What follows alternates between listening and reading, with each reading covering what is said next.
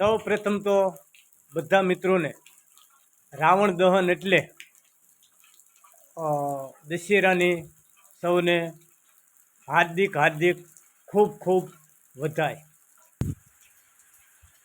પણ આજે જે આપણે રાવણ દહન જે કરવાનું છે એ મારા અને તમારા અંદર જે બેઠેલો રાવણ છે, કુટીવનો રાવણ હોય, કુટુંબ કલેશનો રાવણ હોય, સંબંધ કલેશનો રાવણ હોય કે જે પણ આપણા કુટીવ જે છે અંદરનો મેલ છે એનું આજે આપણે સૌ ભેગા મળી અને સંકલ્પ કરવાનો છે કે હે ભગવાન, અમારી અંદરનો જે બેઠેલો રાવણ છે એનું તું નાશ કરજે, અમને સારા વિચારો દેજે।